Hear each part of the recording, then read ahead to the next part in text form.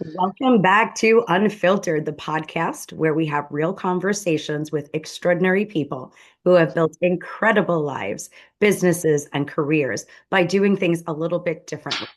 I'm your host, Rhonda Kulch, entrepreneur, business strategist, and someone who believes that the best stories are that did not make it into the headlines.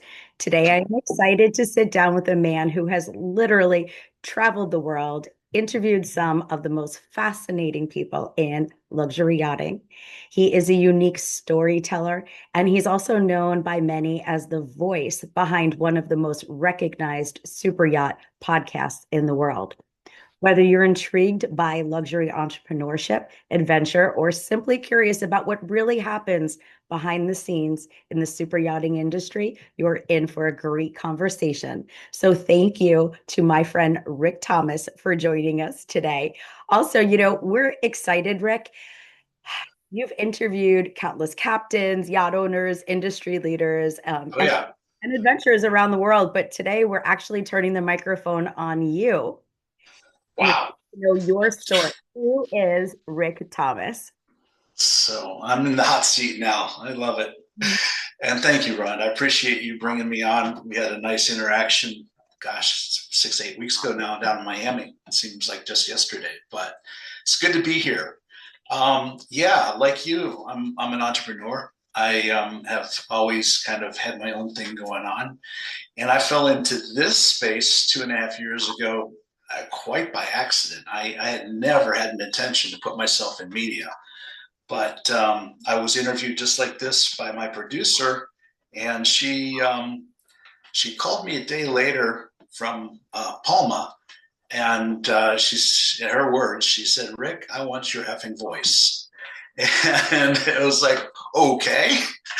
And we talked for a while, and next thing I knew, we started the Yachting USA podcast, and it's been a fun ride. Um, yeah. There's a change that goes on when you are in front of the camera and behind the camera. I know that the first few times that I heard myself on camera, I did not like what I heard. Although I don't hear my New York accent, many people will tell me it's very prominent. So, what was it like when you first started listening to yourself? Oh gosh, and even to this day, I usually will listen to my interview once and go, okay, good, move on. It's different. I don't know. And I've talked to other people that do this to tell me the same thing. Um, I don't know if that's egocentric or just trying to keep it real, but yeah, I love the interaction. I love this part. I love being with a guest. Everything I do, like you, is very conversational, so I'm not scripted. What's fun about that is I can go down these rabbit holes and And we bring did. them down and bring them back. You know? One of the things you were not from, obviously podcasting, but it came very naturally to you. Do you feel that you were, I don't want to use the word nervous, but skeptical to start jumping into this particular industry? Like, why don't we start with what were you doing 2.5 years ago before you started podcasting? Where was the alignment? Where was the alignment? I had just left a business that I had started 3 years previously, a yacht management business. I opened a U.S. company for a business based in Monaco. It met all the metrics, got this aha moment where it's like, no, Rick, you are doing the work as if you own this company wholly. And I was one of three, actually four partners. We each had 25% stake. And the parent company is wholly owned by one of those partners. And I thought, I'm in my sunset years of my career, why am I empowering everybody else with all this effort when I could do it for myself? So I sold the business back at 5 times EBITDA and basically did another reinvention. It was that point in time that Ray had called and wanted to do an interview with me, and that's how it connected. But I've been in reinvention now for a while. I had started a yachting business quite accidentally back in 1986, and kept it going for 35 years before I decided to get off that hamster wheel. So I've got the staying power, and I've got a lot of years of experience in the maritime space. So let's have a you and I conversation, which to some people is exactly what I know they want to hear. When Good. we use the word super yachting, people think of the lifestyles of the rich and the famous. When we go into a room such as the one that you and I met in, there was instant connection and connectivity with you, myself, and some of the other colleagues in the room. Yeah. Because I think there's this misnomer about the people that work in the super yachting industry. So would it be, I don't want to use the word fair, but let's talk about the people and the lifestyle that the super yachting serve. And you just said the right way. We serve these people, our clients, the 1% that make our industry possible, because we know fundamentally that they're spending an incredible amount of resource and money and energy to have this yachting experience that nobody needs necessarily. Nobody has to have this. But once you've experienced it, it's just, there's so much freedom in being able to get on your boat and move away from the dock. There's so much freedom in being in that ocean space. The ocean's always called people to it. It's been mysterious. It's been soul um, healing. It does so much, and it's just that this demographic has the financial resources to be able to do it on their own, to have this beautiful asset. And we as an industry recognize that, those that are in it long term. And it's a very, as you picked up on, it's a very personal people business, which makes it wonderful. I mean, I know so many people in the industry, and and I don't know, it's just a wonderful engaged space. I think they are, I think the super yachting industry contains its own ecosystem. And essentially, from what I've learned, because I'm not from the super yachting space, as you know, Right. when I had the opportunity to position myself in that room for the first time, I had an amazing experience.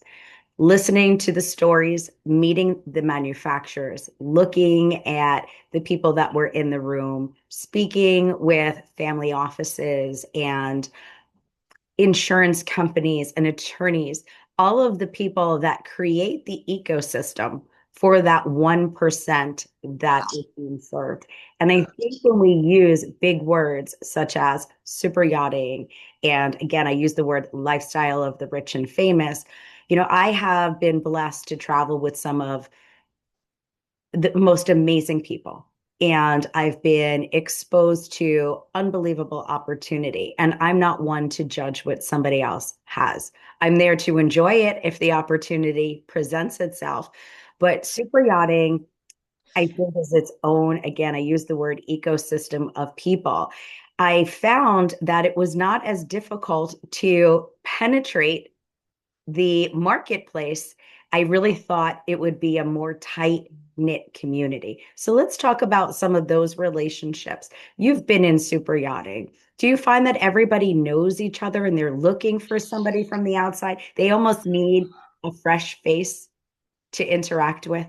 We're a welcoming group, um, because we recognize how important it is to bring in new blood, new people, new ideas. Going back to what you're saying, though, and I think what you're feeling, if I can put words to it in a way, is the resonance that we're. This is a group of individuals that are running at high frequency.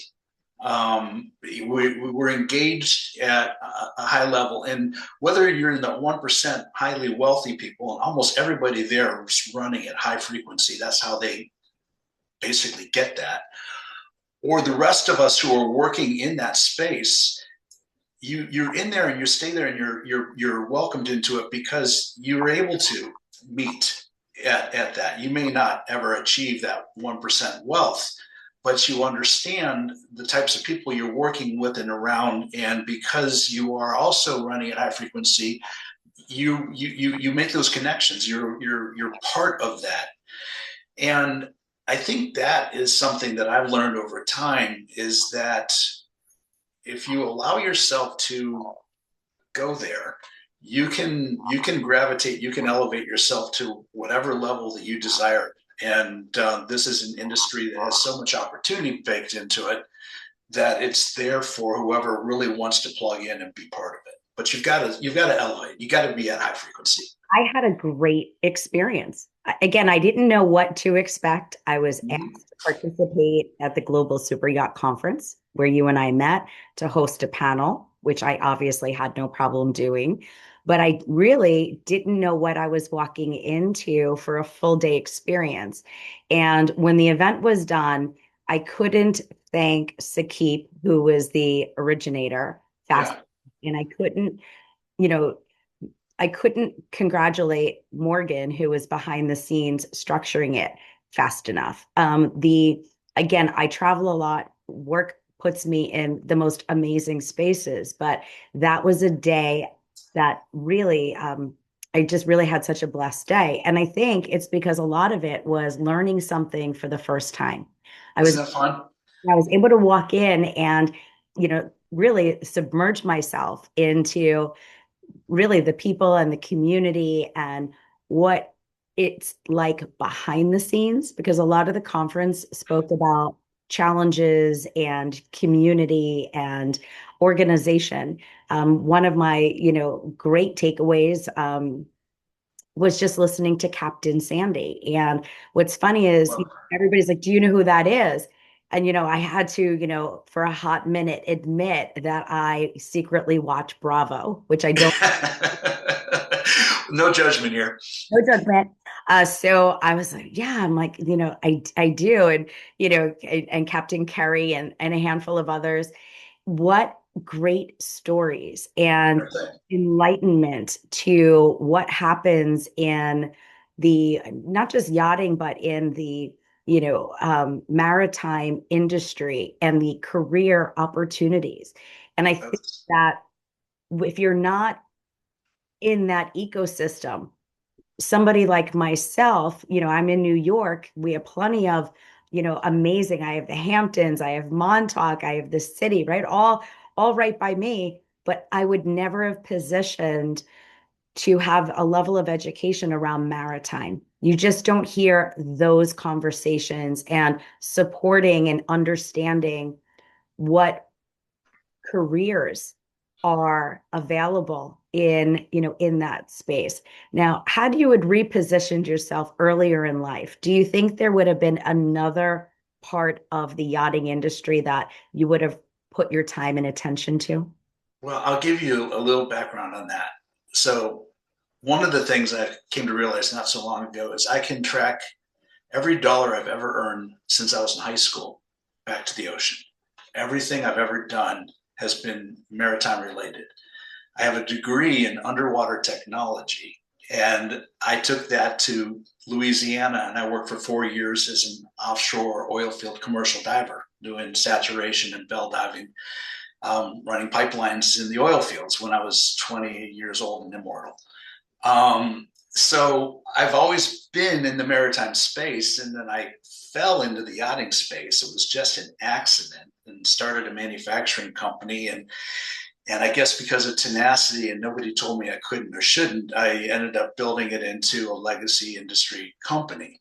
And that put me in touch with the world, because I traveled the world, hawking my wares, essentially trying to get shipyards to buy my equipment that got built into their boats. So I was part of the DNA, and that meant I had to be involved from the very beginning of all these amazing yacht build projects. And that was my education. That's my MBA in yachting, is working around the world doing these projects, and in that process meeting so many cool people, building relationships, joining boards. Like I've been on the International Super Yacht Society board twice, and the United States Super Yacht Association once. And it's that engagement, and this industry allows you to engage if you want to engage.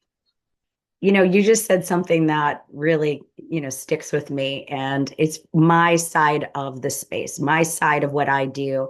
You're speaking about the manufacturing and the connections and the contracts. How does somebody grow a business to create enough line of credit that they could go ahead and manufacture? You don't just walk in. These are big jobs with big dollars that are required. How did you grow and be able to lock down that type of a contract so early in your career? Rhonda, it was that we could spend an hour on that one or more, because it was, as a small business, undercapitalized. Mhm. Um, we essentially just learned how to work with our clients' money carefully, and we suffered. There were years where we were very unprofitable, and then there were some very profitable years. And if you know anything about manufacturing, is if you want to grow, you've got to develop your product, which means you've got to research and you've got to do prototyping. That's expensive, and so we ultimately ended up being the most expensive. Right? They're stuck right there. Yeah, I know. It's in this loop. So we had the audacity to charge what we felt we needed to charge to be able to do that. And while we had a reputation for being very expensive, we had a reputation for being very good, both in our product quality and our service. And that resonates.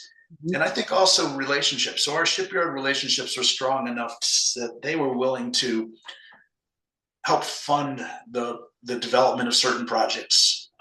We would charge research and engineering fees to develop something if a shipyard wanted something unique or different, and they would pay it. And there was my bank, because our conventional banking had no interest in funding a small, growing business with a big question mark attached to it, and And it's my statement because on my side, I own an advisory firm, which most people know. And in that advisory firm, I'm working with companies that are growing or scaling or they're looking for their exit. But to the point, many of my clients are stuck in that manufacturing stage. It's the chicken or the egg. They have the POs, they've gone through research and development. Now they're in manufacturing and they're trying to lock it down and they're having a hard time. And this is why my job exists, right? Because I'm that person that's bridging them to angel investors and private investors and venture capital. And it's very challenging. So again, listening from where you sit, I don't think people really understand and recognize. I'll I'll All share. you're still a little guy in a big, what do you call a little. Little fish in big pond. So I'll share this with you. 7 years in, 8 years in, I had brought on a business partner, and we were growing, and it was looking good. And we went to our bank in St. Petersburg to say, hey, our line of credit needs to be increased a little bit. We need more inventory to support all this new work. We didn't know our bank was lining itself up for an IPO. And they turned to us and said, you know what? We really don't see you as a performing account, and we need to ask you to find another banking relationship now. And we were like, wow. And what happened was one of our customers, yeah, you can imagine, right? So one of our customers came and said, well, listen, we'll structure something with you, but it's going to take some trust and it's going to take some pain.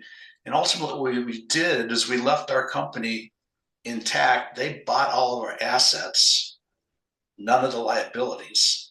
We remember that. I'll never forget the meeting. We had, I think, 62 employees at the time. We had to call a company meeting, and I got up in front of everybody. I said, I got good news and I got bad news. The bad news is you're all fired. The good news is that table over there, and fill out this paperwork, and you can have your position at your current benefits and salary and keep going.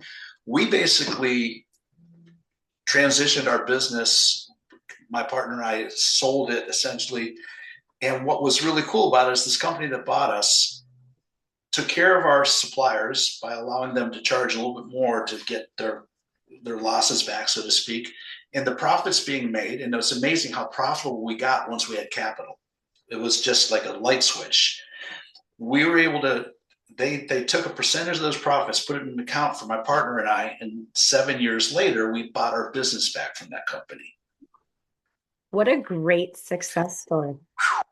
Yeah, but not without a lot of pain. And that was talking about getting your MBA in business the hard way. You know, they don't teach you that in underwater technology. Oh, what an amazing story. So if people wanted to follow you and, tune in, what kind of content should we expect from your show? Oh, Rhonda, I talk about the business of yachting, and I talk to all of the A-listers in the yachting industry, and it's amazing, including Captain Sandy, Captain Terry, and a lot of others. I had the captain on, Mark Elliott, who was, if you watch the movie Wolf of Wall Street, he was the captain of that boat that sank in the Mediterranean that pushed the helicopter off. And he spent the first 20 minutes of our podcast telling that story. But I also talked to crew. I went to Mexico a year ago and I interviewed a woman um, about what it was like. We actually did two interviews because as I got to know her, she had a lot of issues in her life, like mine. I had my middle son passed from suicide 2 years ago. She had a lot of suicide in her life. We did an interview about grief, and we even went into plant-based medicine and things like that, ways of healing. And then we spent another hour talking about her world in a large yacht. She was a purser and chief stewardess on 65, 75, 80-meter yachts, and what that was like in her 10-year career. So my goodness, I'll go down whatever rabbit hole that seems like the right one to go, wherever I can bring insight, new ideas. I'm at that point in my career where I will talk about anything. Nobody's over my shoulder saying, "Don't talk about this." We'll pull everything. No, I love that independence. My producer is wonderful. She gives me the latitude to do that, and because of that, I think my program is refreshing because you never know what you're going to get. Other than one thing for sure, something you never knew before. I love that. Well, Rick, thank you so much for joining us today. It was so good to see you again. I'm sure we'll have a sequel to today's interview as well. And I am so excited to see where our adventures take us next. So until next time, everybody, thank you so much. And thank you for tuning in to Unfiltered and follow our guest, Rick Thomas. Thank you, Rhonda.